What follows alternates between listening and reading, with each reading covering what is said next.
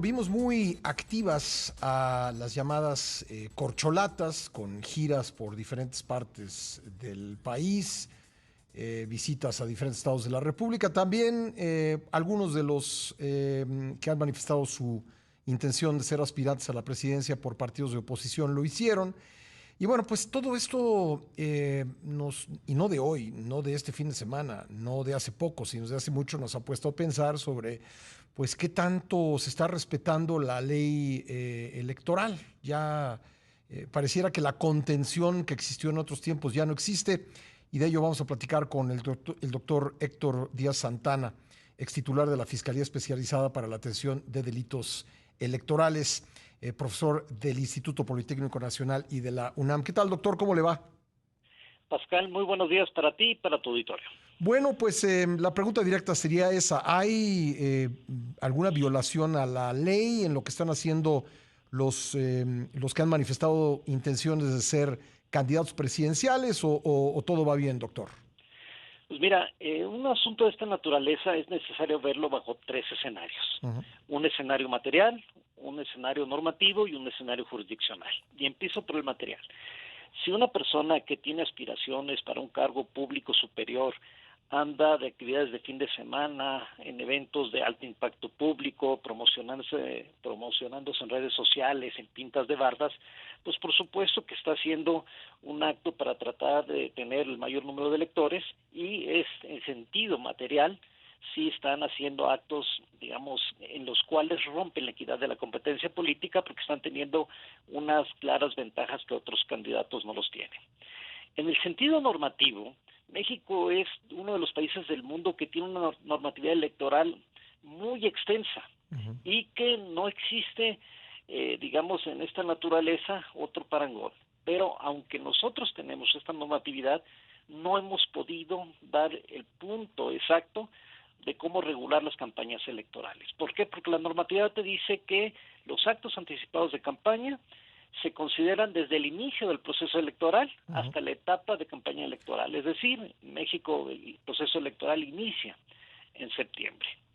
Y el tercer acto, en el sentido jurisdiccional, ¿qué es lo que ha dicho el Tribunal Electoral? Se han puesto a su definición jurídica muchísimos asuntos y el tribunal, de cierta manera, ratifica lo que dice la ley y que dice que el tiempo es lo que te puede determinar un acto anticipado de campaña. Pero ¿qué está pasando con este tema? Es que también nuestra ley electoral y toda la regulación, la parte dogmática, la importante es que quiere regular campañas electorales que sean totalmente equitativas. Y creo que eso es lo que se está rompiendo porque, por supuesto, que no existe una equidad de esta naturaleza en México. ¿En cuanto a qué, doctor? ¿En cuanto a los tiempos? ¿En cuanto al uso de recursos? ¿Dónde se está rompiendo la equidad desde su punto de Sí, vista? mira, generalmente las personas que tienen cargos públicos tienen cierta ventaja. ¿Por qué?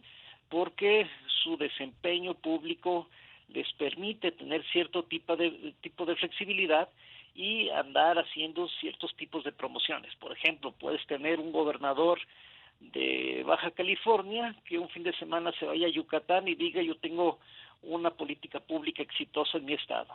Y bueno, es el pretexto que en un momento dado se puede utilizar. En otros casos hay, en otros países empresarios que tienen fuertes cantidades económicas y que años previos al proceso electoral están gastando en su imagen personalizada y que esto, pues, de cierta manera les permite tener mayor exposición pública. Entonces es una actividad bastante compleja, delicada, difícil, porque lo que viene a afectar es las condiciones de competencia política y genera en la población, pues, de cierta manera, una especie de confusión. O sea, todo el mundo dice existen actos anticipados y la autoridad electoral no está haciendo nada. Pues el problema es que aunque nosotros estemos con 7, 8 etapas de reformas electorales, no hemos podido dar el punto que precise en un momento dado se pueda generar condiciones mucho más equitativas o, como en el caso mexicano, simplemente no establecerlas para que cualquier persona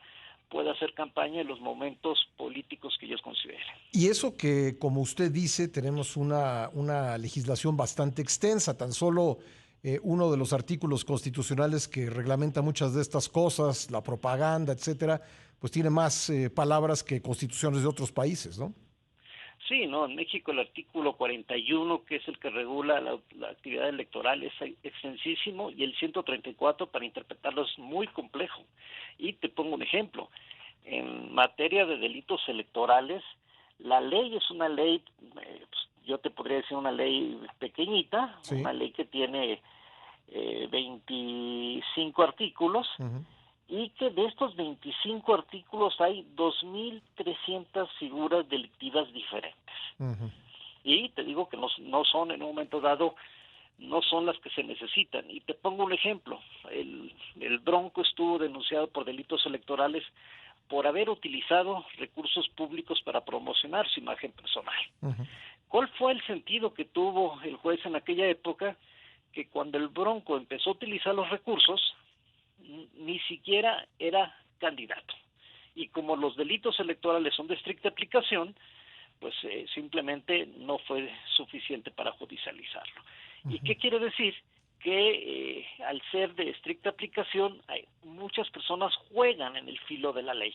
Pero ojo, una persona que tenga un cargo público y que utilice los recursos del Estado para promocionar su imagen, a lo mejor por el momento no puede cometer un delito electoral, pero puede existir una malversación de fondos públicos y un delito de los de carácter convencional. Uh-huh. Eso podría, por ejemplo, aplicar para el tema de viajes que se hacen con el pretexto de realizar alguna actividad de gobierno, pero en realidad es una actividad electoral. Pues en algún momento habría que ver el hecho jurídico, porque si los viajes fueron pagados con recursos particulares, pues no está malversando los fondos públicos. Si se está pagando con dinero y no hay una justificación y las mismas normas de la entidad federativa no te permiten hacer ese acto político, pues posiblemente puedes estar malversando fondos públicos. Le agradezco al doctor Héctor Díaz Santana que me ha esperado en la línea para seguir conversando. Doctor, ¿qué pasa con la mañanera, por ejemplo? La semana pasada el presidente pues dijo en varias ocasiones que era necesario que su movimiento político obtuviera la mayoría calificada en las dos cámaras del Congreso en las elecciones de 2024 para poder reformar la Constitución, incluso diciendo que él va a enviar iniciativas el 1 de septiembre de 2024. E incluso el jueves, pues de plano dijo que si la gente quería que siguieran las pensiones para adultos mayores, ya sabían por quién votar. Este tipo de expresiones que pues no son, ya se han vuelto costumbre en la mañanera, ¿podrían caer en un momento dado en algún delito electoral? No, como delito electoral sería bastante complejo porque los delitos electorales son de estricta aplicación. Pero lo que es claro es que sí son actos en los cuales se está rompiendo la equidad de la competencia política. En un país donde las condiciones democráticas tuvieran un nivel alto de madurez y de civilidad, pues por supuesto que los presidentes de la República, los titulares del Estado, respetan tanto a las normas, a las instituciones, como los principios de ética pública. Si la ley, Constitución mexicana dicen que el artículo 134 no hay que promover las actividades utilizando los recursos del Estado, pues si bien no está haciendo una promoción totalmente directa, sí la está haciendo de manera figurada o con una presión colateral. ¿Y eso es sancionable?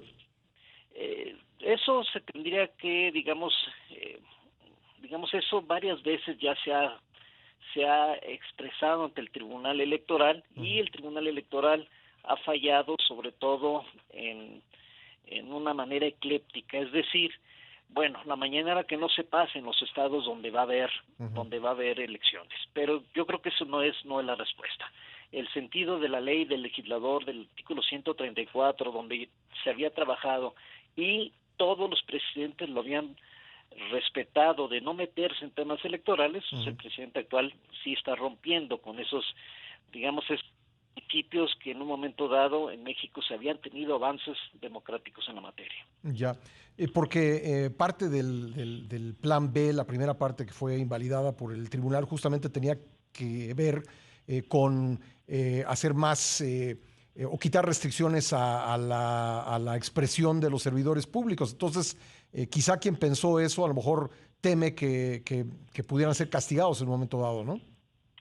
Pues sí, en un momento dado la propuesta del plan B era quitar todos esos candados, quitar todas esas expresiones normativas que impedían a los funcionarios públicos participar o claramente decirlo, hacer proselitismo político, ¿no?